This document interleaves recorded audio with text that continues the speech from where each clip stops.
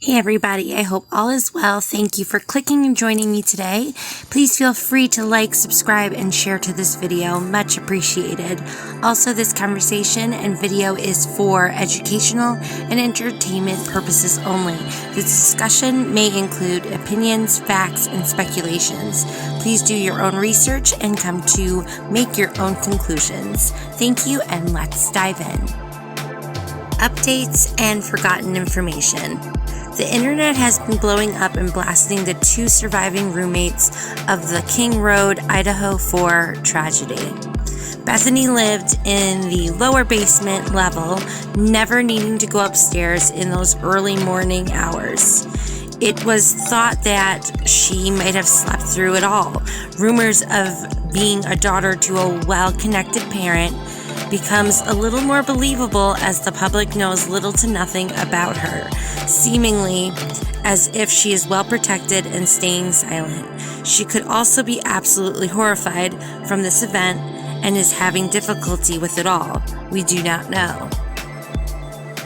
Dylan has made headlines due to a YouTuber claiming to be involved outside the scope of the gag order, with apparent details and possible facts. The true crime community is split. I will not go into the most recent details of the rumors about Dylan, as I feel that it is a personal choice if true and wants the world to know. I don't think other YouTubers should be putting that info out there unless Dylan themselves has come out to say with permission. With that said, numerous amounts of people have been spreading different changes to and of Dylan's story and the account of that horrible early morning in November.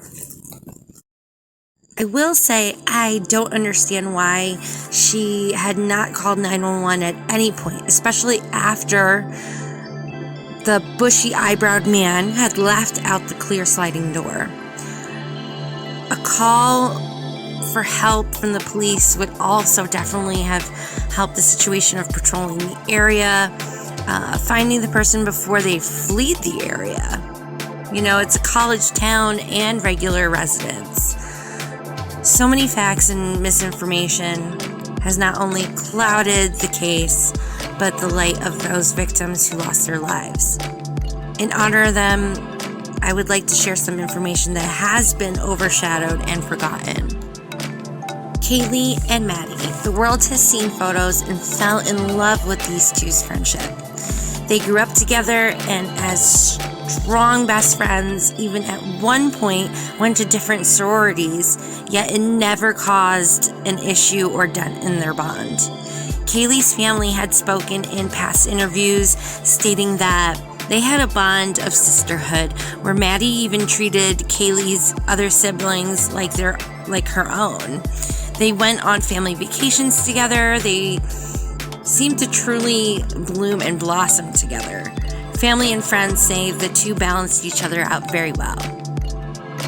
Kaylee was a typical teenager wanting to do chores and odds and ends to make a side hustle to save up her own money.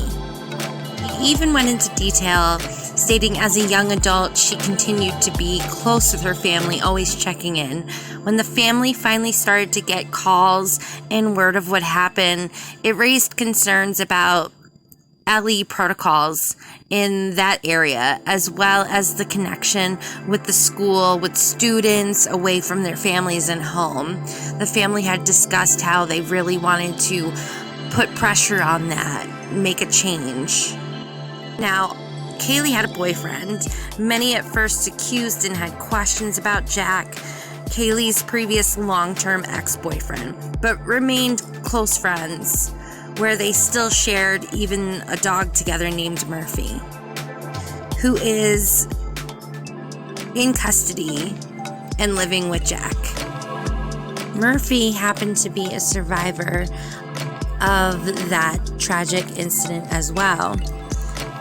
Now, Jack continues to keep the public, up to date with Murphy's life, in memory of Murphy's mommy, Kaylee, on Instagram, sharing an account that's dedicated all to Murphy.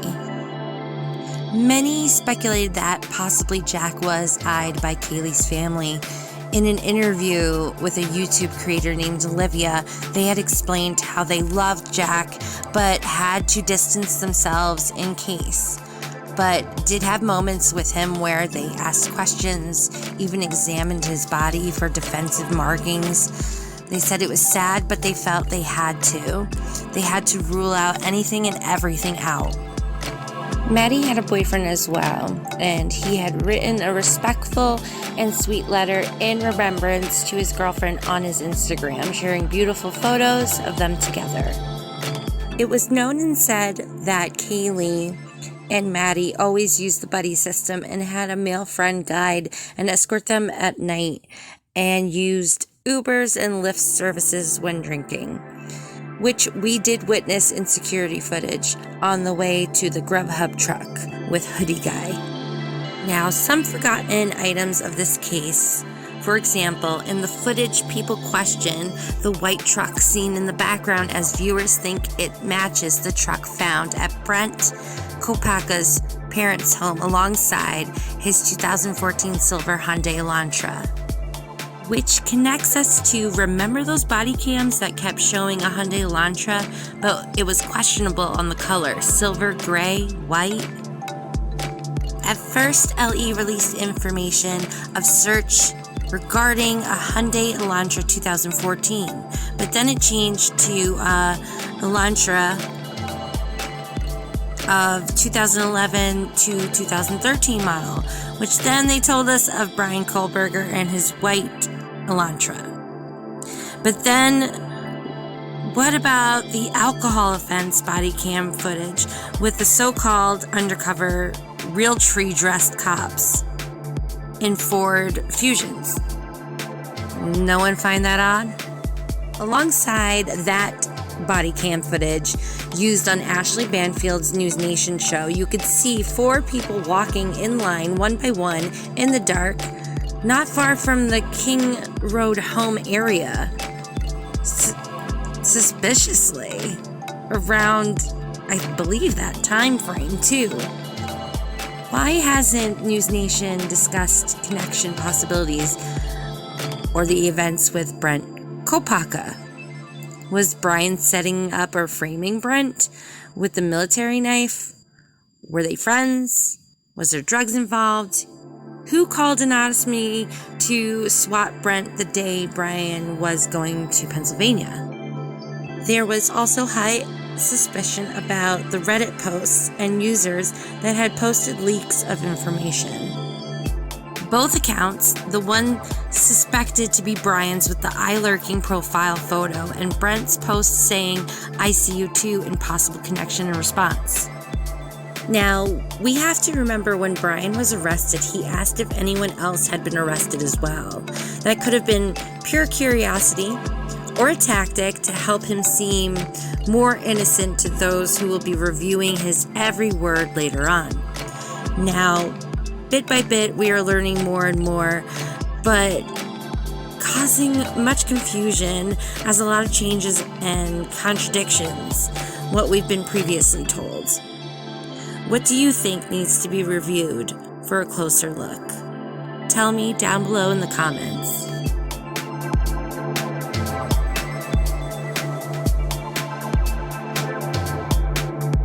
In conclusion, the owner of the house on King Road has announced that it will be demolished, and a donation will be made to the college in memory of the 4 from Idaho.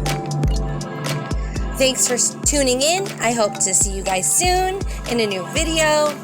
I'm Linda, and that's for the record, Your Honor.